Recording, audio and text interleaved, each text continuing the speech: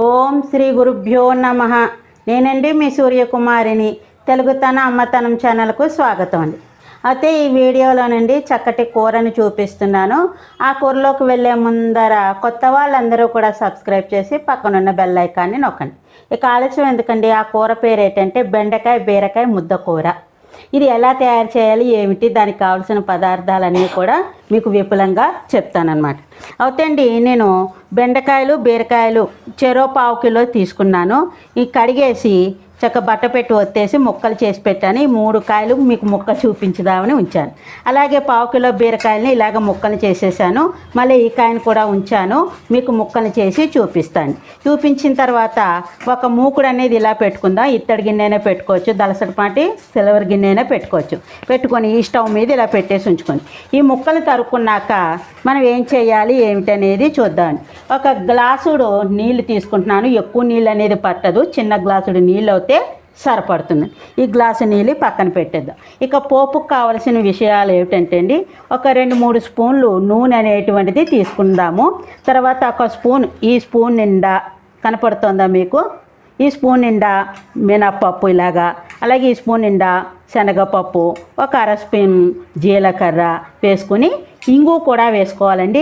ఈ ముద్ద కూరకి ఇంగు అనేటువంటిది రుచిని ఎక్కువ ఇస్తుంది. అలాగే పసుపు అనేటువంటిది అందరికీ తెలుసు కదా, ఒక 1/2 టీ స్పూన్ ఇలా పసుపు వేసుకుంటే సరిపడుతుంది. అయితే ముద్ద కూరలోకి కొంతమంది చింతపండు వేసుకుంటారు, కొంతమంది వేసుకోరు.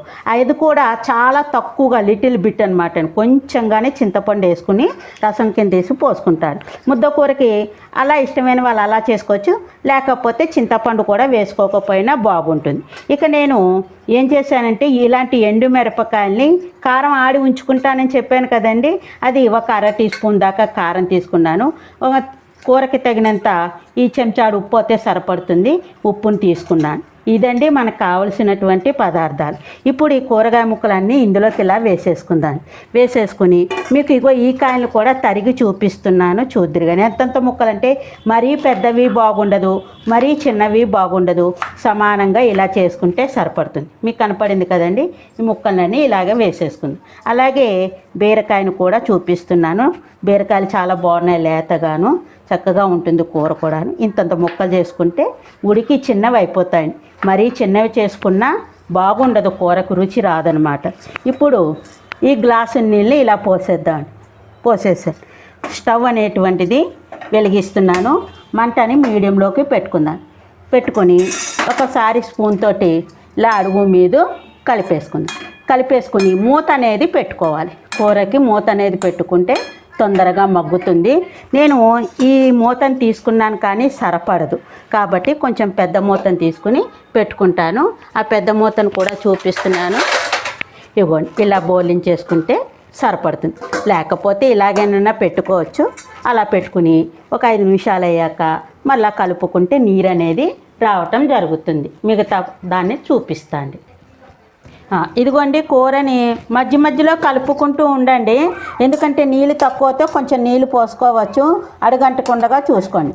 అయితే పసుపు అనేది వేసేసాను. ఇప్పుడు నేను తగినంత ఉప్పు కారం కూడా వేసేసుకుంటున్నాను. వేసేసుకుని మీకు జిగురు వస్తుందేమో అని అనుకుంటారు, పూర్తి కూర అయ్యేటప్పటికి చక్కగా ఉడుకుతుంది, జిగురు అనేది ఉండదనమాట. ఈ కూర బాలింతరాలకి, కొంచెం జ్వరం వచ్చిన వాళ్ళకి, తర్వాత అదే మనకి ఏదైనా అనారోగ్యంగా ఉన్నప్పుడు ఇలాంటి కూరలు తింటే తొందరగా అరుగుదల అనేది ఉంటుంది, ఒంటికి కూడా చాలా మంచిది. ఇప్పుడు ఈ కారం అంతా అంటుతుంది. అయ్యోండి మాకు ఇలాంటి ముక్కల కారం లేదు అనుకునే వాళ్ళు ఏం చేస్తారంటే చిటికడు అదే కొద్దిగా ఎర్ర కారమే వేసుకోండి. పోపులోకి ఒక 2 ఎండుమిరపకాయ ముక్కలని వేసుకోండి అనమాట. అర్థమైందండి. కూర ఎగిరేదాకా మన దగ్గరుండి ఇలా ఎగిరిపెట్టేసుకుందాం. ఉప్పు కూడా సరిపడుతుందండి నేను చెప్పిన పాలు ప్రకారంగా. 1/2 కిలో బెండకాయ, 1/2 కిలో బీరకాయ. ఇక పోపు పెట్టేటప్పుడు చూపిస్తానండి మీకు. ఇదిగోండి కూర చాలా దగ్గరగా వచ్చేసింది, చూసారా ఇలా వచ్చేస్తుంది. ఈ కూరని ఇప్పుడు మనం కిందకి దింపేసుకుందాం ఈ మూకుడిని, లేకపోతే ఈ మూకుట్లోకైనా పోపు వేయించుకోవచ్చు, అది మన ఇష్టము. నేను వేరే మూకుడిని పెట్టుకుంటున్నాను. ఈ మూకుని ఇలా కిందకి దింపేసానండి. దింపేసి ఈ చిన్న మూకుట్లోకి ఇప్పుడు ఒక 3 చెంచాలు నూనె అనేది వేసుకుంటాను. ఒక 3 చెంచాలు నూనె వేసుకుంటున్నాను చూడండి. ఇదిగో 1, ఇదిగో 2 సరిపడుతుందేమోనండి, 3 కూడా పూర్తిగా పట్టదు. అదిగో వేసేసాను. ఇప్పుడు శనగపప్పు వేస్తున్నాను. మీకు చూపించాను కదండి, చెంచా నిండా అని చెప్పాను కదా. ఇదిగోండి ఇలాగ చెంచాడు వేసేసాను. కాస్త కొంచెం పోపు ఎక్కువ తినేవాళ్ళు కట్టకట్టలాడుతూ ఉండాలనుకుంటే ఇంకొంచెం వేసుకోవచ్చు. అదిగోండి మినపప్పు ఇంత వేసాను. ఇక జీలకర్ర, ఇంకోండి ఇంత జీలకర్ర వస్తే సరిపడుతుంది. ఇక ఎండుమిరపకాయ ముక్కల్ని ఇందులో ఇలా తింపేసి 2 ముక్కలు వేసేసుకుంటే సరిపడుతుంది. ఇప్పుడు ఈ పోపుని ఇంగువ, ఈ కూరకు రుచినిచ్చేది ఇంగువేనండి. అయితే ఎంత కావాలంటే అందాయింపుగా మీకు ఇగో దీంట్లోకి వేస్తున్నాను, ఎక్కువ పట్టదు, కొంచెంగా అయితే సరిపడుతుంది. అది ఒక ఇంత అవుతాయి. చూసారండి, ఆ ఇంగువను కూడా వేసేసాను. అంటే 1/2 టీ స్పూన్ అక్కర్లేదు, దాంట్లో సగం 1/2 టీ స్పూన్లో సగం వేసుకోండి ఈ కూరని బట్టి. అర్థమైందా? ఎక్కువ కూర అయినప్పుడు అన్నీ ఎక్కువగా పెంచుకుంటూ వెళ్ళటమేనండి, అంతకంటే ఇంకేమీ కాదు. అయ్యో అనుకోకలే. 1 కేజీ కాయలు కూర వండాలనుకోండి, అప్పుడు దీన్ని ఎక్కువ పెంచుకుంటాం. నేను ఇప్పుడు 1/2 కేజీ బెండకాయలు 1/2 కేజీ బీరకాయలతోటి 1/2 కేజీ ఇది వండాను.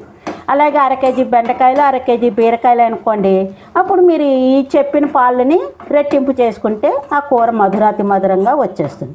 పోపు అనేది వేగుతోంది. వేగిన తర్వాత ఇదిగోండి పోపు దోరగా వచ్చేసింది. ఇగో కరివేపాకు వేసేసాను, ఒక రెబ్బ ఉంటే. కరివేపాకు లేకపోయినా పర్వాలేదు, ఉంటే కనుక వేసుకోండి. అర్థమైందా? ఇంకా కొత్తిమీర అలాంటివి ఏమీ బాగోదు. స్టవ్ బంద్ చేసేసాను. ఇదిగో కూర పోపు ఇందులోకి ఇలా వేసేసాను. ఇప్పుడు దీన్ని చక్కగా అడుగు మీద కలిపేసుకుంటే మీ కూర కనపడిందా అండి? ఈ కూర రొట్టెల్లో కూడా తినచ్చండి, మంచిగా ఉంటుంది, చాలా బాగుంటుంది. ఇటుక ఎగిరి మంచి ముద్దలాగా వచ్చేస్తుంది. మరి బెండకాయ బీరకాయ ముద్దకూర అనేది తయారు చేసుకోవడం తెలిసింది కదండి. మీరు కూడా తయారు చేసుకొని ఎలా వచ్చింది ఏమిటి అనేది కామెంట్స్లో తెలియజేయండి. మీ కామెంట్స్ నాకు ఎంకరేజ్ చేసిన వాళ్ళు అవుతారు. లైక్లు మాత్రం చేయండి, మర్చిపోకండి. అలాగే షేర్ అనేటువంటిది కూడా చేయండి. మీకు తెలుసున్న వాళ్ళ చేత సబ్స్క్రైబ్ చేయించి పక్కనున్న బెల్ ఐకాన్ నొక్కమనండి. ఇక ఉంటానేయండి. అందరికీ కూడా ధన్యవాదాలు. మీ సూర్యకుమారి. సర్వేజన సుఖినో భవంతు.